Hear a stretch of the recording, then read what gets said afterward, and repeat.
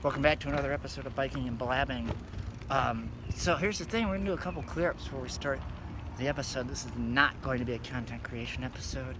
I don't even think, well, once I explain to you my new approach to this, this might actually still happen, but I'm not even sure we're going to get it. I'm going to do the Westworld thing now, because like I said, I've been trying to figure this whole channel out, and I think I finally figured it out, because I was like, do I want to do TV show reviews? Do I want to do movie reviews? And I was like, no. There was something ununique about that, and it was just, I wanted to make this channel as improvisational as possible.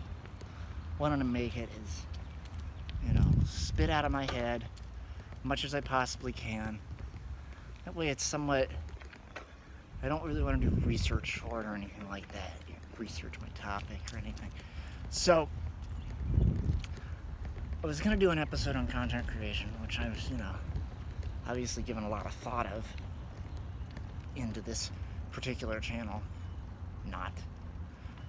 But we're not going to do that. Instead, for the remainder of this channel, as long as it lasts until the end of eternity, believe me, this will give me lots and lots of things to talk about. We're going to do this thing where I'm going to play like a Words with Friends game. This time it's like Words with AI. I might change the game week to week. But I'm going to play this game, and only going to play one game. And out of the words that I've used in that game, I'm going to pick 3 words and then use those 3 words to make an episode for Biking and Blabbing. Or rather, the episode, not an episode, but the episode. So, cycling, your fabulous friend, Cycling Mike, has yet again come up with a good idea. And believe me, this is because it's words. It can go on any sort of number of tangents about anything, just as long as it's connected to that starting to one of the 3 words that I've chosen. So, for example, I was going to do snakes, religion, and foster. Talk about snakes and Indiana Jones. I could talk about what my favorite snakes are. As for foster, I could talk about foster care as a system. I could talk about, in terms of religion, I could do, Christianity as a religion and how Christians do a lot of foster care oriented type things. Anyways, those are just 3 examples. Those are not today's 3 words. I don't even know if those will ever be 3 words for this channel. Not that I wouldn't ever use those in a game, you never know. So anyways, today's 3 words that were played in the game Words with AI are 5th, hour, and yogurt. And I want to start off, I guess, since this is afternoon and I had breakfast this morning. I didn't have any yogurt this morning. I usually have yogurt every morning, but not today. Today I had this egg casserole that was made for me. In terms of, it was, I pulled out a peach yogurt, but I just felt full enough from the egg casserole and really wanted to get out and do this episode. So that's why I didn't have any yogurt today. But in terms of yogurt, I love Greek yogurt. I love Chobani. Chobani stuff is really good. I love how thick it is, and especially whipped yogurt. That stuff is delicious. I usually do Publix yogurt, which is always good. I like the raspberry and blackberry flavors. Those are so delicious. So what are your favorite types of yogurt? Do you like, or is it,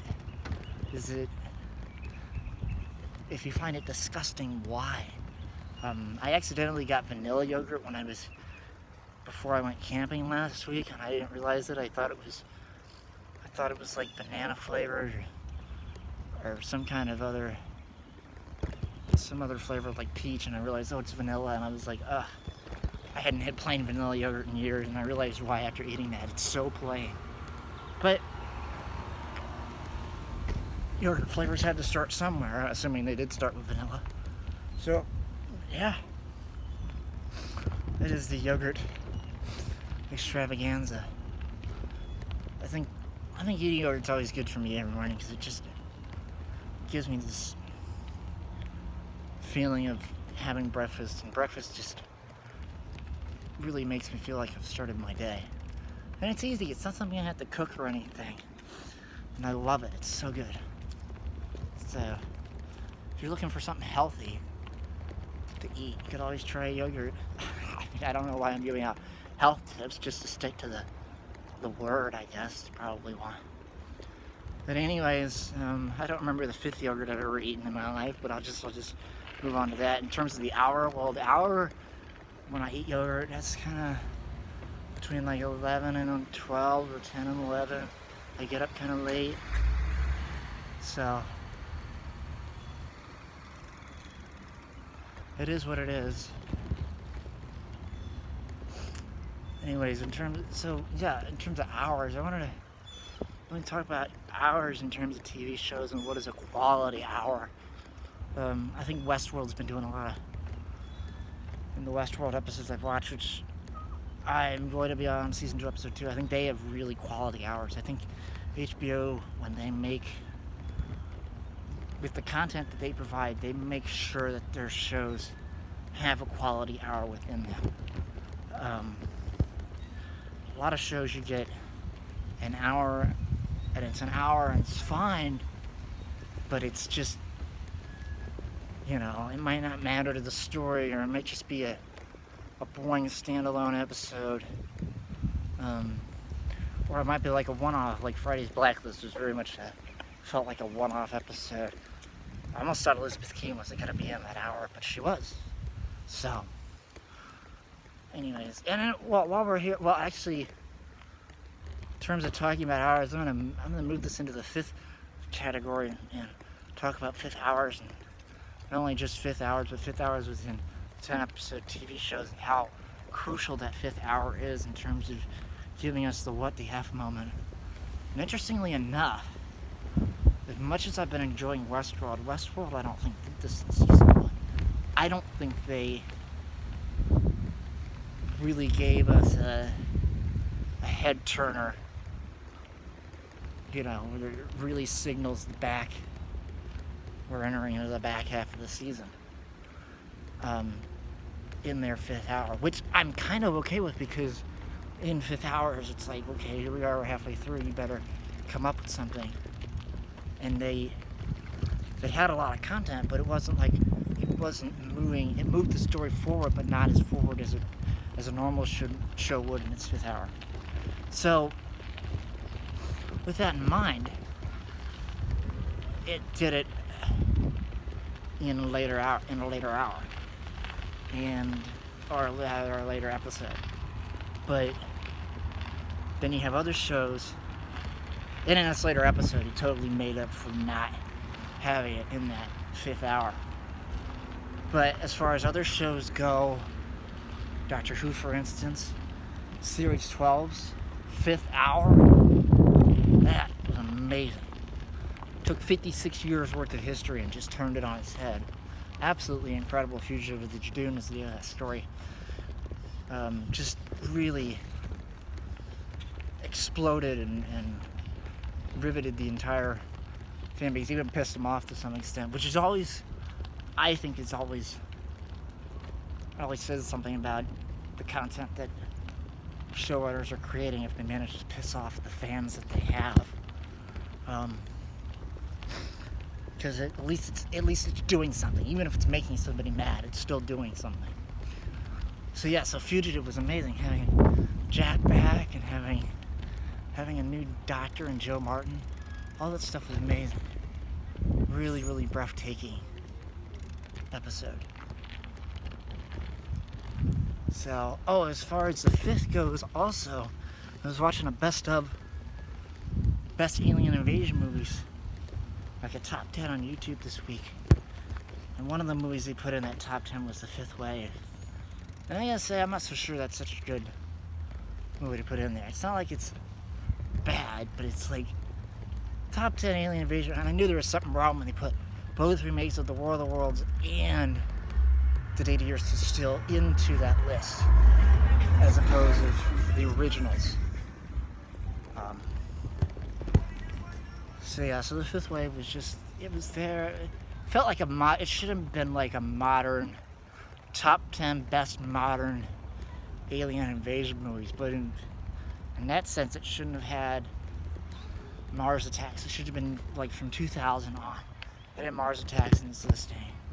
It even had Independence Day, which I'm still, as much as I like that movie, I'm still not sure it's one of the best alien invasion movies ever made. If I had to list the top 10 alien invasion movies, it's the original War of the Worlds, original Danger Still,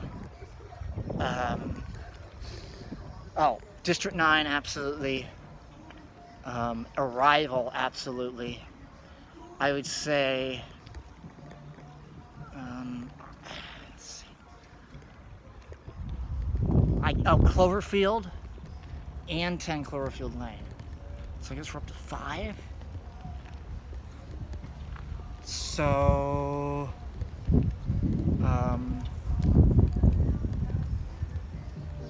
the John Goodman movie that I can't remember the name of, that just came out last year. I cannot remember the name of the movie.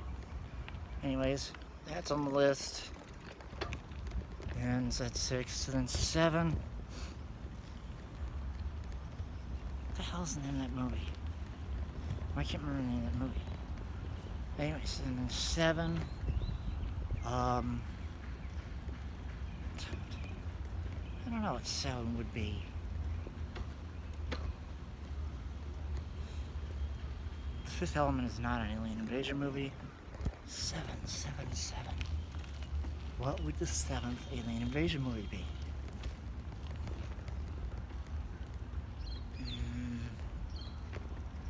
Don't know. I guess Mars Attacks, because it's... No, you should put movies in that I'd seen. I don't know. 7th? I don't know. You tell me what you think the other 3 are, assuming I was at 7. Alien invasion. I don't know. So anyways, that's, 5th out. So back to 5ths.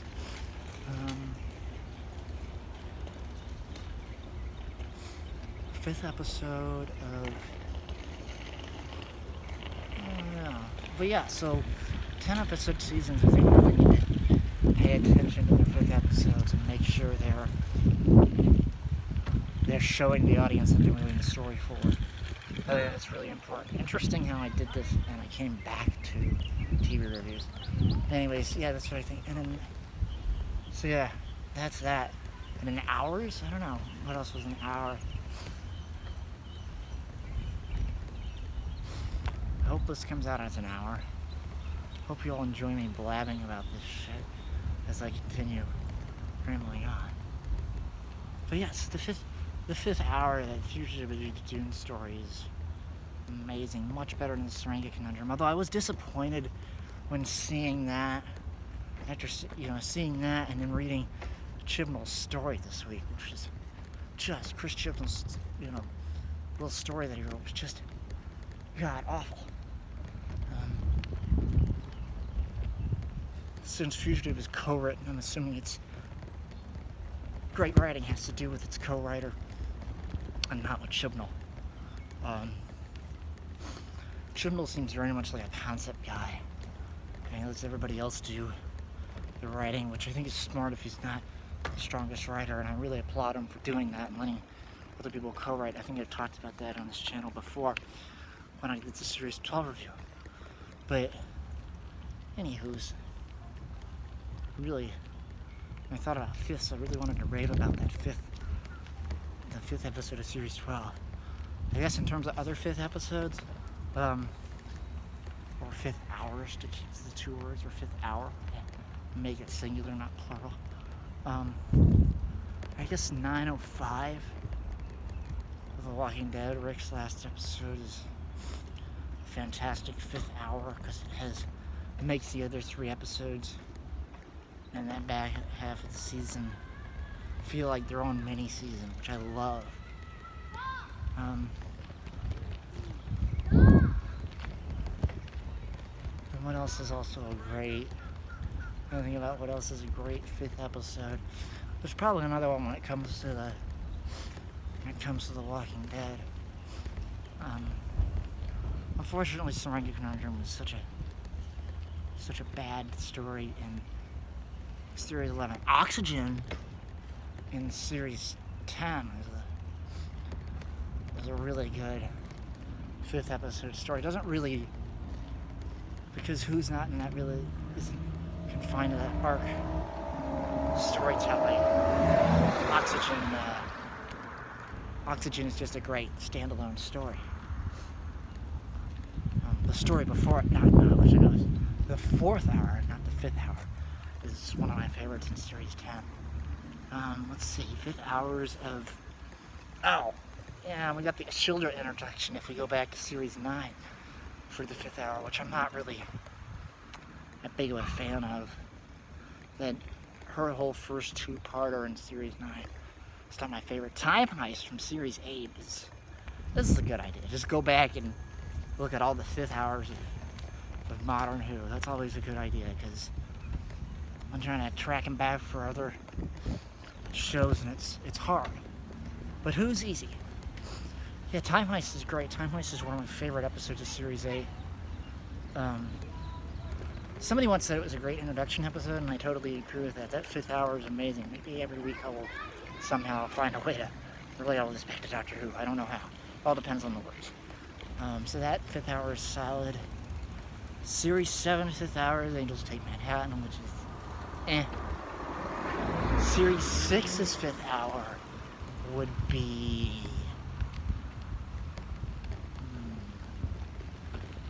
after the Rebel Flesh. No, it would be the Rebel Flesh, which I've always liked that 2-parter. The Rebel Flesh, I think that 2-parter really holds up. It may not be a lot of people's favorites, but I think it's one of the highlights of Series 6, actually. Then we have Vampires of Venice for Series 5. Is that right? 1, 2... Beast Below... No, that can't be right. It's it's gotta be Amy's choice for Series 5. Vampires is Episode 4. Oh, wait. No, that's not right at all. No, that's not right at all. Vampires is... Getting this mixed up. Vampires is Episode 5 of Series 5. Because it comes after the Angel 2-parter. Totally forgot about the Angel 2-parter there. Can't believe I did that, but I did. So Vampires comes after Series 5. Vampires comes after Angels and is in Series 5, so sorry about that. So that's always a good episode. I think the 2-parter before it is amazing. And then Series 4 2-parter, Episode 5 would be... let's see. Partners into Fires into Planet of the Ood. 2, 3. Episode 4 would be... Oh, no, wait. I totally screwed this up. I've fucked that up. Episode 5 of Series 5 is Flesh and Stone. It is not Vampires of Venice. Flesh and Stone is great. I love Flesh and Stone. I can't believe I actually do get to talk about the Angel 2-parter. I was totally wrong about that. That's why it's called Biking and Blabbing, because it's all about my memory and to see how well it holds up. Obviously it didn't hold up just there. But anyways, yeah, episode... So that whole ending of...